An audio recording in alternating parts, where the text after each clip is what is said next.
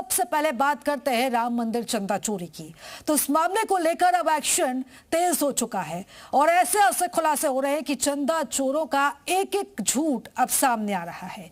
यह भी पता चला है कि बकायदा चंदा चोरी के साथ गोल्ड की लूट भी मचाई गई थी।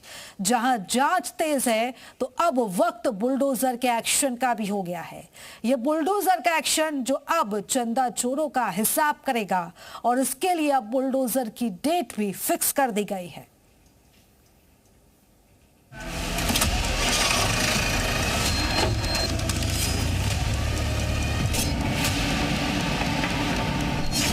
अगर कोई अपराधी है कोई भी होगा बचेगा नहीं, यह सुनिश्चित है। जैसे जैसे समय बीत रहा है, समय की सुइयां आगे बढ़ रही हैं, वैसे वैसे राम मंदिर चंदा चोरों के बुरे दिनों की काउंटिंग भी शुरू हो गई है और साथ ही साथ शुरू हो गया है बुलडोजर वाला काउंटडाउन।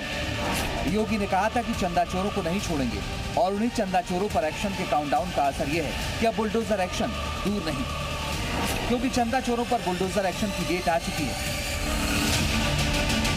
तारीख आ गई है जब राम मंदिर के चढ़ावे को चुराकर बनाई गई संपत्तियों पर बुलडोजर एक्शन होगा और चंदा चोरों का हिसाब भी बुलडोजर करेगा।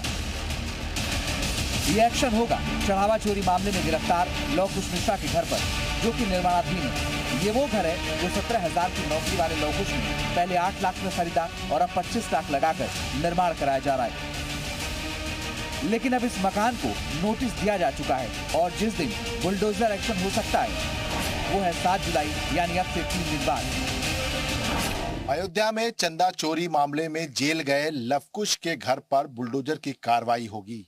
ये कार्रवाई 7 जुलाई को तय मानी जा रही है। ये लवकुश का वो निर्माणाधीन घर है जिसको लेकर एडीए की तरफ से नोटिस जारी किया गया है।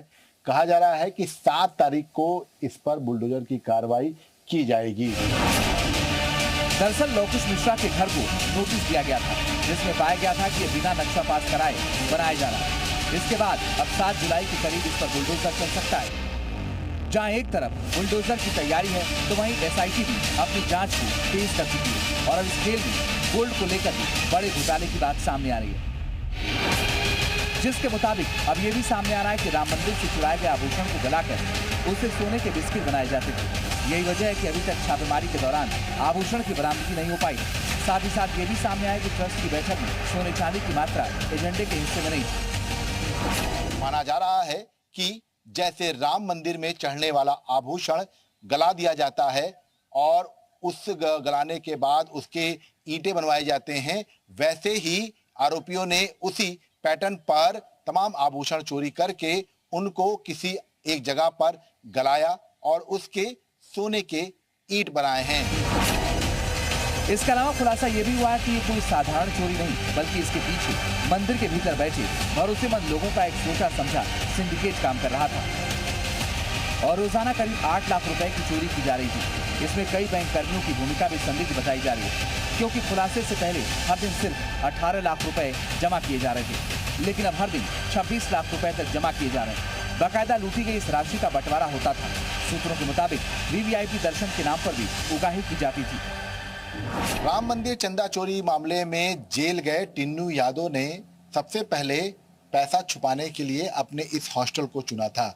हम इस वक्त टिन्नू यादव के हॉस्टल में मौजूद हैं और यहीं पर ही सबसे पहले जो फर्स्ट फ्लोर पर लॉकर हैं उनमें पैसा छुपाया गया था। चूंकि इस पूरे मामले को लेकर जांच जो है वो आगे बढ़ रही है। कई बड़े चेहरे भी एसआईटी के रडार पर हैं और जल्द उनके नाम भी सामने आ सकते हैं। यानी योगी ने चंदा चोरों के खिलाफ अब ऐसा चक्रव्यूह बना लिया है जिससे बचना उनके लिए मुश्किल नहीं, नामुमकिन है। और अब उनके काले कारनामों का हिसाब करने के लिए बुलडोजर तैयार हो चुका है। ब्यूरो रिपोर्ट, जी मीडिया।